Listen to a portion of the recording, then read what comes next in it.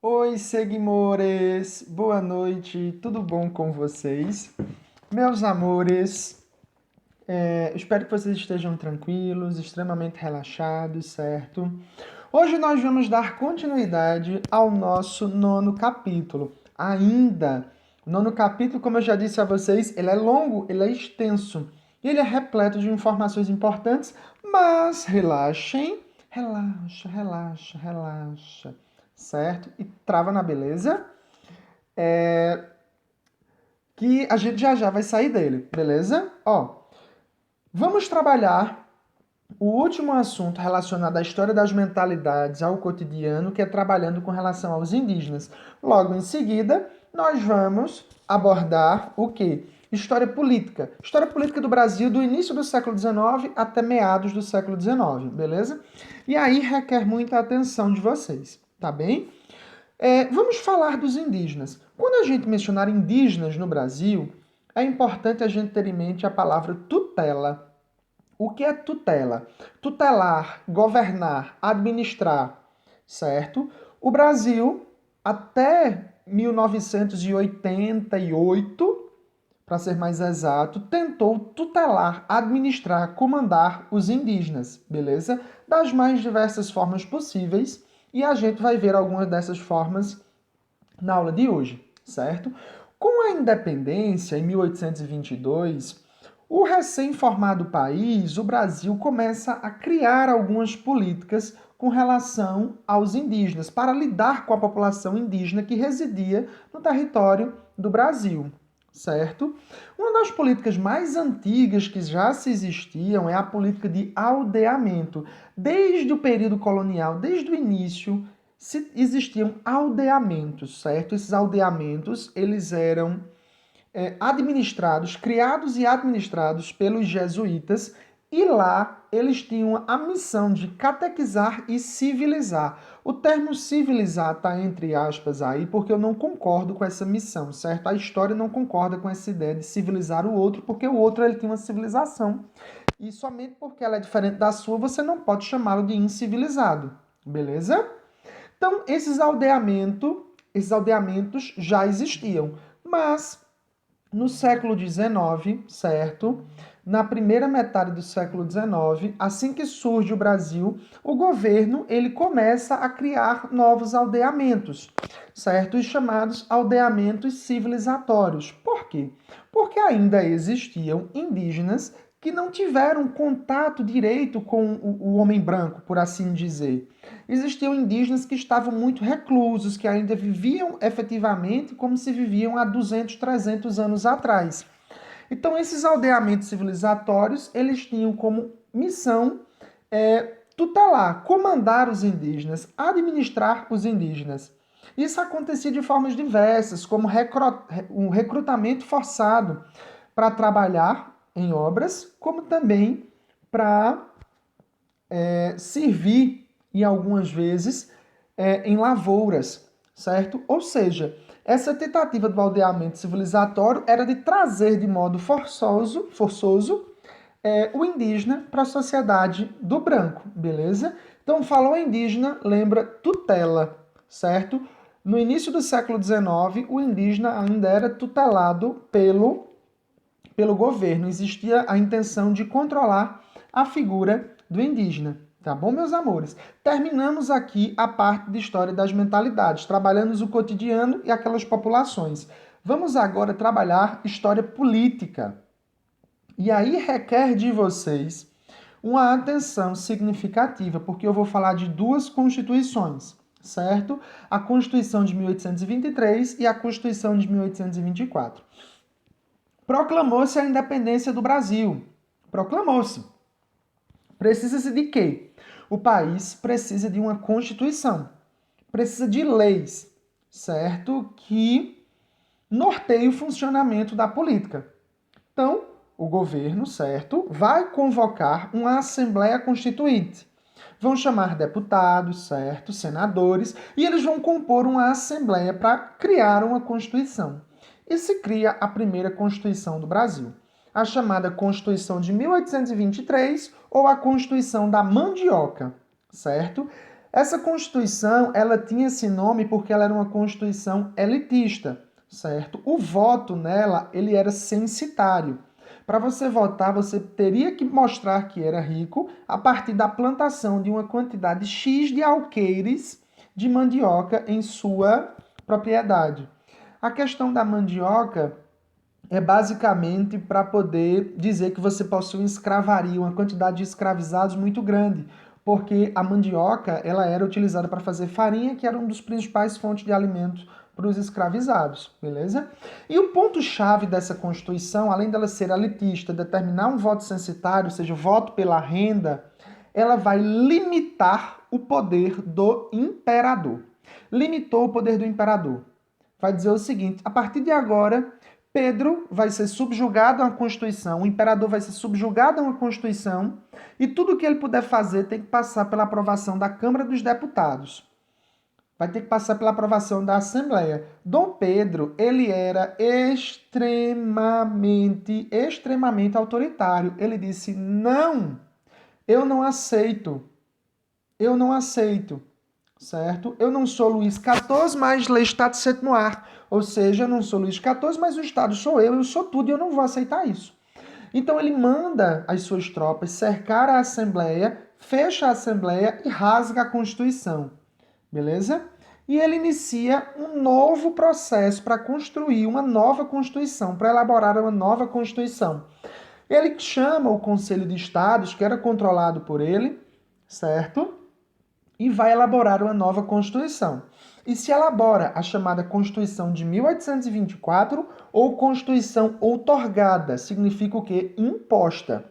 Essa Constituição, ela era elitista, certo? Ou seja, somente os membros da elite que tinham influência política. Ela era censitária, você só votava com dinheiro, certo? Se você tivesse. Ela determinava um sistema parlamentar. O que é isso? Vai se ter um parlamento, certo? E o parlamento vai votar leis e determinadas coisas. Vai se dizer que o Brasil vai ser uma monarquia hereditária, ou seja, o poder vai ser passado de pai para filho. E vai criar-se algo extremamente importante, que é a existência do quarto poder. O nosso sistema político, nós temos o poder executivo, legislativo e judiciário. Nós temos 3 poderes. Naquela época, a Constituição tinha 4. Executivo, legislativo, judiciário e o poder moderador. O poder moderador, ele estava acima de todos os demais. O imperador, ele poderia, sem que fosse crime, sem que fosse nada, não tivesse nenhum problema, ele poderia interferir nos demais poderes. A justiça decidiu cobrar uma multa de tanto por aquela pessoa que sonegava imposto. O imperador diz: não, eu estou anulando a multa. Não existe isso mais não. O Congresso não queria, a Câmara não queria determinada lei, mas o imperador queria. Então o imperador ia lá e agia, interferia. Certo? Então esse quarto poder, certo? Chamado poder moderador, ele era exercido exclusivamente pelo imperador, estava acima dos demais e ele poderia interferir em todos os outros poderes. Resumindo, Dom Pedro, ele era a verdade absoluta no Brasil. Ele mandava em tudo, certo? Nessa charge, ela é bem pertinente, que eu posso cobrar isso em prova, viu, amores? Ele diz, a repórter, né, isso aí, lógico, é só uma brincadeira. Ela diz: a Constituição é para todos, majestade. E aí ele diz, né? Quase todos, né? Eu estou acima dela. Porque ele poderia interferir em absolutamente tudo. Não existiria nada que limitasse Dom Pedro. Então é importante vocês sempre fazerem essas comparações, certo? Da Constituição de 23 e a Constituição de 24. Mas nós vamos trabalhar efetivamente com a Constituição de 24, certo? Após aprovada a Constituição de 1824, depois de Dom Pedro rasgar essa Constituição, existiram algumas manifestações dentro da própria elite mesmo, certo? Alguns membros da elite, eles olharam e disseram: eita, esse cara aí é meio complicado de se lidar, certo? Ele é meio autoritário. Um desses movimentos, uma dessas ações em resposta a essa determinação de Dom Pedro de criar uma nova Constituição foi a chamada Confederação do Equador, certo? Essa confederação do Equador, ela acontece no Pernambuco, Paraíba, Rio Grande do Norte, Ceará. É um levante que acontece porque Dom Pedro promulga essa nova Constituição e retira o poder das mãos da elite, coloca o poder totalmente nas mãos dele. Ele não tinha o quarto poder, ele não podia fazer tudo. E as elites dessas províncias, Paraíba, Pernambuco, Rio Grande do Norte e Ceará, se sentiram prejudicadas e queriam se separar, certo? Eles queriam criar uma república chamada Confederação do Equador. E o governo, né, lógico que não ia permitir, ele manda tropas para lá. Com o auxílio dos ingleses, eles conseguem sufocar o movimento, beleza? Um dos principais membros desse movimento foi Frei Caneca, que ficou preso aqui nessa cadeia pública que nós temos em Campina Grande, certo? Que é um museu em frente à catedral. Beleza, meus amores? Nem só de problemas internos vive o Brasil. Já não, como se não bastasse nós termos problemas internos, como a Confederação do Equador, a elite insatisfeita com Dom Pedro, o Brasil, nesse período, passa a ter problemas internacionais. Ele era uma nação, então ele passa a ter problemas internacionais. O primeiro problema internacional que a gente pode destacar do Brasil é a Cisplatina, a questão da Cisplatina. A Cisplatina era uma província que se situava a extremo sul do Brasil, após o Rio Grande do Sul, beleza? Essa província, ela foi anexada pelo Brasil em 1821, quando Dom João ainda estava aqui, certo? Essa província, durante um tempo, ela aceita esse controle de Dom João, certo? Do Brasil nela, e ela passa a se integrar ao território brasileiro. Só que após a independência, ela começa a questionar, principalmente porque Dom Pedro é muito autoritário. Ela começa a questionar a posse e consegue, em 1828, com auxílio da Argentina, tornar-se independente. Inicia uma guerra, beleza? E consegue se tornar independente. Quando Dom Pedro soube que a província estava querendo se separar, ele achou que fosse uma bobagem. Inclusive, nem deu muita atenção. Mas foi um dos maiores problemas que ele teve aqui no Brasil. Então, o primeiro problema de Dom Pedro I, problema internacional, foi perder a Cisplatina em 1828. Mais tarde, a Cisplatina iria virar o Uruguai. Beleza, meus amores? Outro ponto extremamente importante para a gente ter em mente, outro problema extremamente importante, desculpem, internacional, é a sucessão do trono de Portugal. Dom Pedro, ele era um dos herdeiros legítimos, mas ele estava no Brasil. Em 1826, Dom João morre. Dom João vai morrer.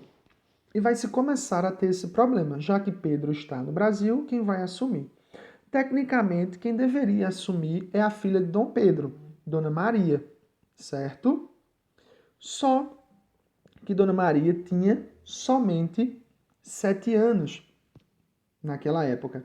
Ela não tinha condições de assumir o trono de Portugal. O irmão de Dom Pedro, Dom Miguel, começou a preparar, articular um golpe. Dom Pedro ele tenta, né, ele casa a filha com o irmão, beleza? Ele casa a filha com o irmão para tentar evitar esse golpe, mas mesmo assim Dom Miguel ele acaba iniciando um processo de golpe e Dom Pedro, para não perder Portugal, ele acaba indo para Portugal para disputar o trono, certo? Com Dom Miguel. Ele vai disputar o trono de Portugal com Dom Miguel. Aí vocês perguntam, professor, ele já tinha o trono do Brasil, por que ele queria o de Portugal? Porque existia ainda um medo que se tentasse novamente ter o processo de recolonização. Então, o que acontece? Ele, para evitar isso, acaba se direcionando a Portugal. E quem fica no Brasil? Aí é que está o problema. O Brasil não era monarquia hereditária, ele tem que deixar uma pessoa para ficar. E ele vai deixar o filho dele, com 5 anos de idade. Pedro de Alcântara, o mesmo nome. Mais tarde viria a ser Pedro II. Aí eu pergunto a vocês, existe alguma forma dessa criança governar? Não. Isso vai levar ao chamado período regencial, mas que nós vamos somente ver na próxima aula, porque é um período muito intenso, repleto de revoltas, repleto de detalhes, beleza?